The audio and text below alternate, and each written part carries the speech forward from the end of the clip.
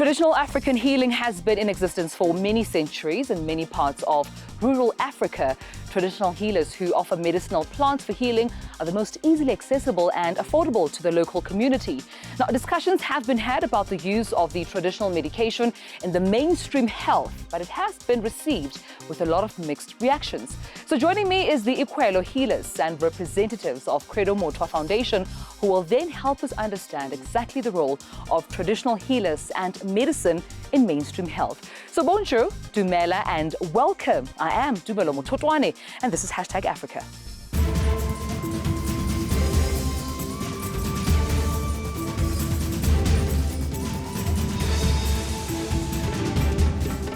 Well, joining me now to take this conversation further, quite an important one when we talk about the role of traditional medicine, but also the role it plays when it coming to COVID-19 and this particular pandemic. I'm joined by three special guests. We're joined by Gogo Rutendo Ngara. We're also joined by Nozipho ICC Mutwa and Gogo Solomon Shabangu. Thank you so much for joining us. Thokoza Gogo.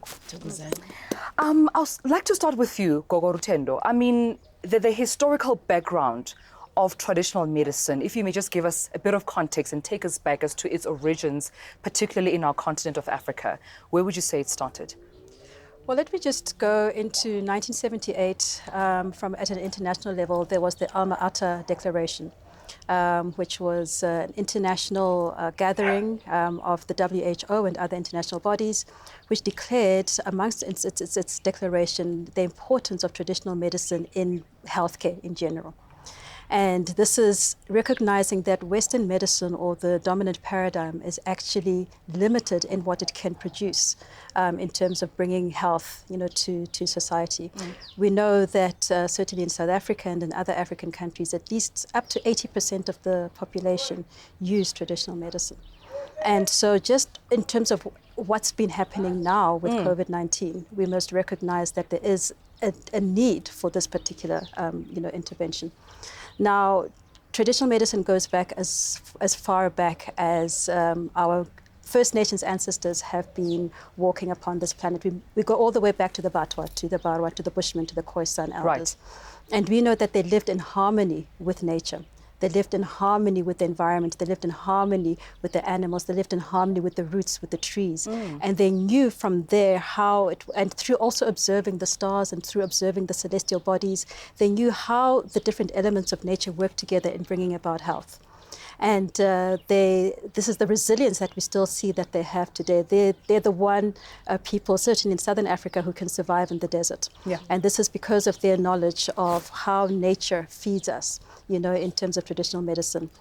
As other African and indigenous peoples have survived through the ages, they have survived through the special relationship with nature. Right. Not seeing ourselves as apart from nature, but seeing ourselves as a part of nature. Yes, being one with nature. Yes. And Nozipho, I want to talk to you also about, the role that the late Baba Tumelo Mothotoane played, quite a significant one in South Africa, in the continent. I mean, he's celebrated globally for continuously championing for traditional medicine. Take us through some of the work that he has done. Thank you so much just for giving us this opportunity to talk about the great one, Baba Tumelo Mothotoane. He's actually Mpumelelo, another name. He's my dad. He's an awesome father. Oh. He has worked so hard, especially for healers. Where we are sitting now, that's where recognition of healers in Africa started. This is a very special place, Kalinda. It started way back in the 50s when healers were being arrested. Healers were not allowed to practice African medicine. And he was the one who was going to courts. It was not only him, it was him and the other healer, Ubabu Shabalala, and others as well. But he was the one who was fighting for African medicine. So he went to those courts. He fought alone until then he was given this place. Or he started at home in Soweto. He practiced, he took his money, he deprived us, took his money, make sure that healers eat. Because, when you are a healer, it's not easy that you always have cash. But he made it a point that healers, they have money. They have money to support their families. Yeah. They have food on their table. He also went ahead and bought cows. He bought cows. Those cows were not our family cows. Those were the cows of the healers. You know, this space, this Kalinda. Baba every Friday will slaughter a cow so that a healer will take meat home. Because he believed that a healer needs to eat. After they've eaten, then they'll be able to heal the country. Right. So he has done so much. You know, as you're speaking, you're making me think of who heals the healer. Yes. And Ubab Kaido was Yes. he who healed the healer. Yes. Solomon, I want to bring you in because Ugog Rutendo brought on a very important aspect, even Sisnozipho, about how even other traditional healers in the past used to be arrested. When did we get to a point as a continent we find ourselves traditional medicine being vilified, healers being arrested, being vilified for the work that they were doing? How did we get to this point? Thank you so much for asking that key question. We need to remember that the problem of vilifying ancient systems of healing comes from systems of oppression. We come as a country from systems of slavery, where our great ones, like Ubaba Tumelo Mothotoane, our great grandmothers, our great grandfathers, were called names.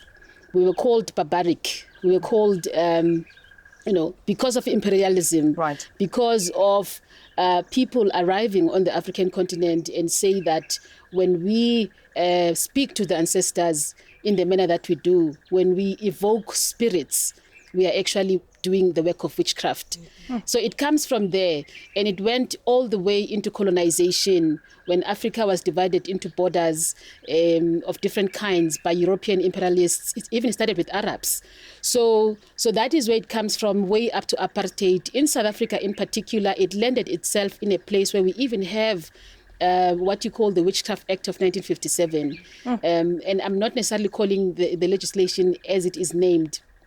But what that piece of legislation does, it criminalizes what it is calling acts of witchcraft, which is really us listening to voices of reason from the spiritual realm, like Ubaba, our Isanusi, our great ones did, and speak from that place of dreams, speak from that place of revelations, speak from that prophetic voice of reason. So when we do that, then it is said that you are practicing witchcraft. It is not possible that a human being can live amongst humans and be able to speak the language of the gods and the goddesses. So that is where it comes from, and it is an act of violence. In South Africa, we are battling even as we speak, and Honor Ubaba repealing that act, which is called the Witchcraft Act. And it's something that has to be repealed, right, because we need to recognize the fact that every nation needs to have a prophet or prophetess. And South Africa is not immune on the African continent. We are one of those people who are really honored to have Izanusi like Ubaba, Vusamazulu Credo Mothotoane. We've got about the Rain Queen Mujaji. And I think when we talk about matriarchs in particular, the Rain Queen Mujajis are probably the only ones that we have left in Southern Africa in our shores. So that is where it comes from. It comes from that place of colonization and oppressions. But what is happening now with COVID-19 is actually a spiritual moment of recovery, of rebirthing and remembering who we are. The Credo Mothotoane Foundation is legelele kakhulu to bring umsebenzi kababa, to remind us that actually Kemet is here. Many of us have been taught and think that Kemet started in Egypt. Inzalo Yelanga is a place of birthing of who we are. And that is what is being attacked, the actual origin of who we are as a people, as a nation. So it is systems of oppression. They were created to make certain beings superior than others, to make certain belief systems superior than others, whereas we are all a people, we are all human. Togozan. We'll come back into more of this discussion when we return from our ad break. But I think the most important question I'd like to ask is the current relationship between Western and traditional medicine, but also what role traditional medicine needs to play during the COVID-19 pandemic when we return.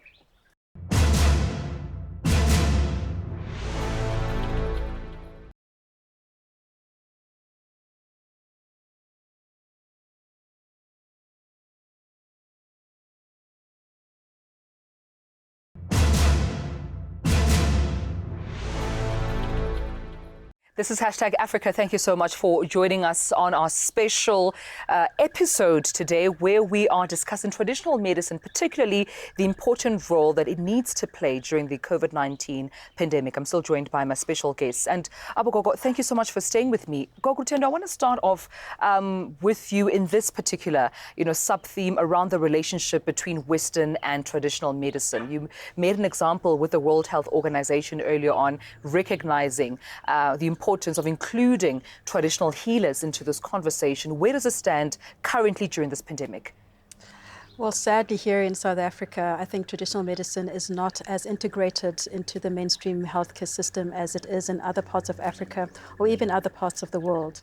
For example, let me take China, for example. Currently, in the current COVID-19 pandemic, and especially since we know that that is the first place it was recognized in December 2019, China managed to curb the virus because they turned in as much to the Western paradigm as to their indigenous Chinese medical paradigm, where they use herbs and they use acupuncture and they use the various ways of interpreting what disease is.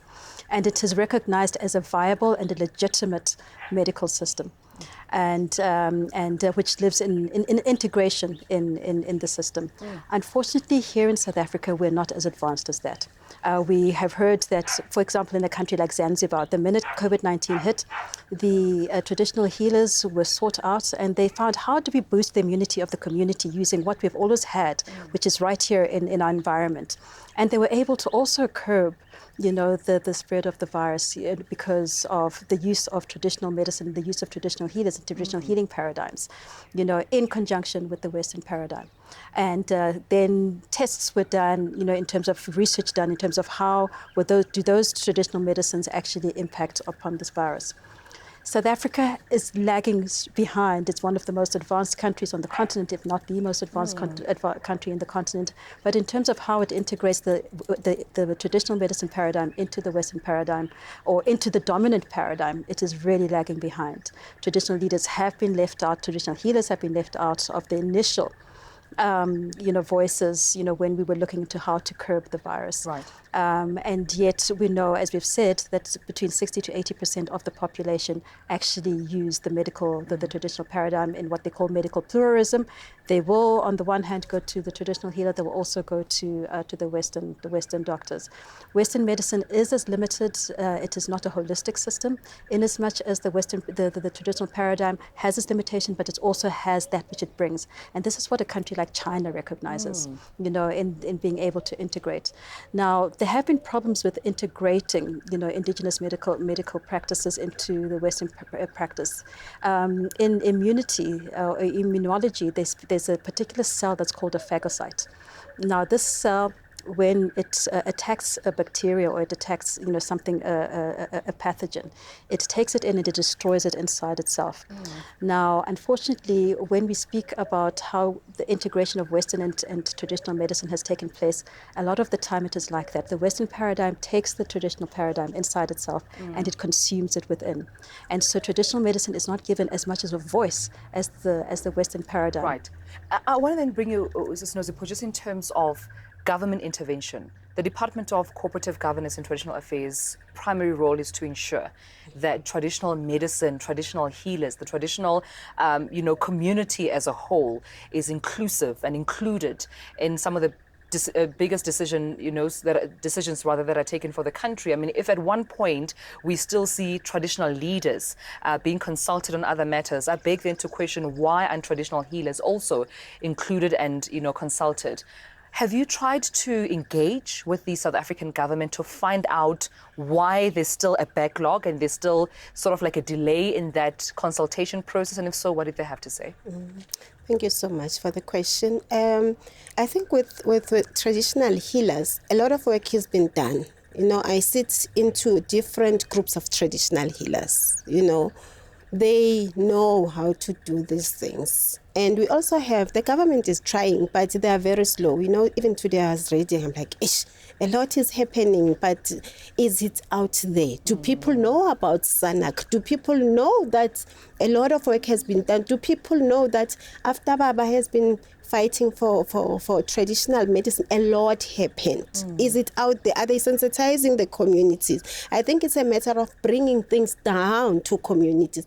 Yes, South Africa is doing, but they are not sensitizing the community. So I cannot just say they are doing nothing. After Baba fought, we attended those conferences with Baba, and he was doing so much. It's coming, measuring from where he started and now, something is coming, but we need to move fast because we cannot move slow. People are dying. Right. And a lot of people are using the African medicine. And if they are using that, don't you want to tap into that and get data out of that and get report as a country? Because a lot of people, as Rutendo has said, that almost 80% of Africans are using African medicine. I was then, curious to know that how would an African medicine intervention during the time of COVID look like? Is it just the herbs that you consume, or is there more of a spiritual intervention that would take place? How would it look like? Thokozane, I would argue that it is both. In fact, from where we are sitting as Equal Healers Collective, we have been saying that, in fact, we applauded Madagascar. When Madagascar came out with Umhlonyane and that organic mix, and the conversations then that emanated World Health Organization at an international level around the role of African medicines. And of course, there are a number of other problematic things that happened in that story of Madagascar. The point is that the intervention that is needed needs to recognize the fact that traditional medicines are not just those kinds of herbs that you just go to a forest and you pick a plant and then you just administer it to a patient. It is a spiritual being. Ubaba taught us this. To say, when you look at a tree, we need to be able to look at a tree and not just see a tree, but we see a living being in a tree.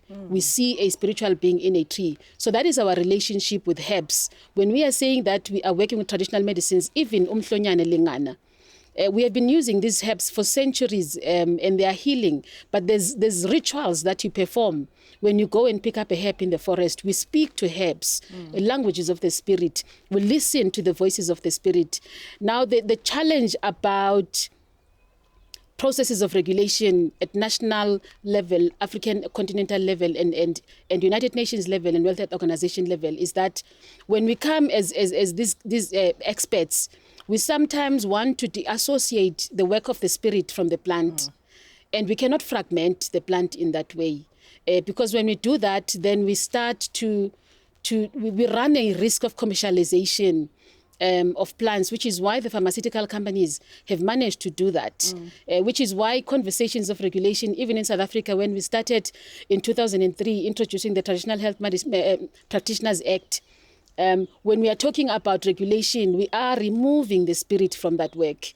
We cannot remove. A plant is a living being. It is not an entity to be commercialized and just be sold. We have to take another break. When we come back, way forward, where do we go from here?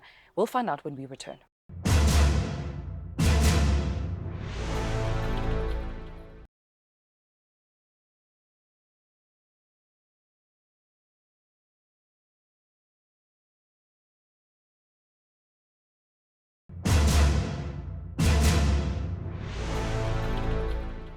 Welcome back. This is #Africa right here on ENCA. Thank you so much for joining us. But if you have just joined this conversation, well, you've missed a huge chunk. We were talking about the traditional medicine in South Africa and its role thereof, and also significantly during this time of COVID-19. But now I'm joined still by a very special guest, Gogo Rutendo, Sis Nozipho, and Gogo Solomon.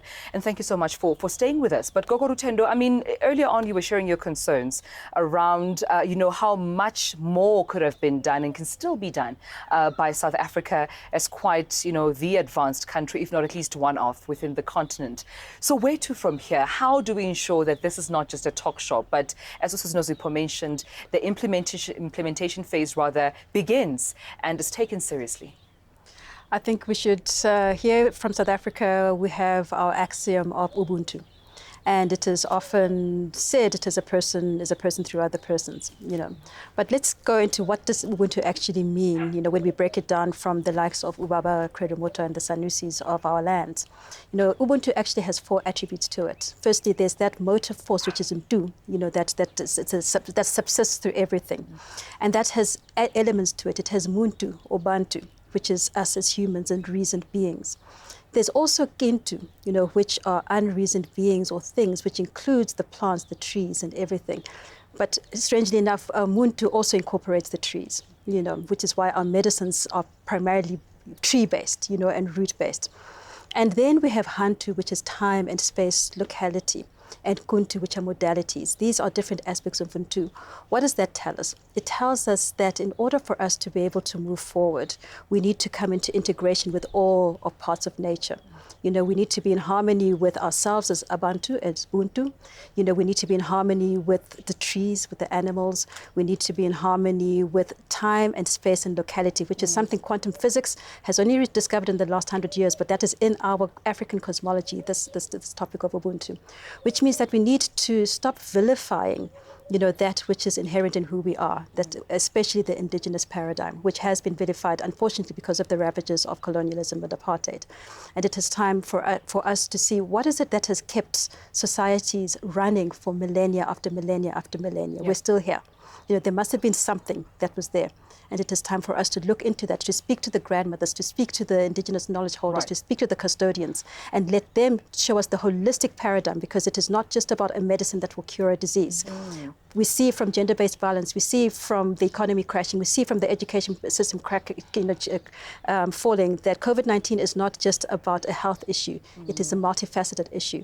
And that's what the indigenous paradigm is about. It looks at everything from a multifaceted perspective. And as we're talking about, the role then of government, of these international health bodies in terms of speediating this process, I want to know about the community's agency. Because it seems sometimes we talk, from top level as if they don't have an agency to choose and to say that, this is how I prefer to actually be healed. What power does the community have in making sure that also traditional medicine in the continent, in the country, has its rightful place? I'm thinking about the way Baba has done. There was a time when Baba planted Sutherlandia. What he did was approaching communities from Ngwelezane. He went to Ngwelezane in KZN. He found out, he did that analysis from the community, asking them, what is it that can work for you? Guess what? They were telling Baba about all this traditional medicine that they were using. Baba also went to the Khoisan and also checked with them. What type of medicine were you using? Guess what? They told Baba about the Unwele. Then he came back and then shared about it. Communities are very powerful. Yeah. We cannot do anything without communities. We were speaking about offline, actually, that COVID-19 as a pandemic, there's more to it. There's a spiritual message, perhaps, that we may be missing. What do you think is that message that you think we need to be aware of? That message is that the feminine divine has risen in all of us. We need to listen to the words of Ubaba Isanusi, the Great One, to say, let us heal the womb of our nation.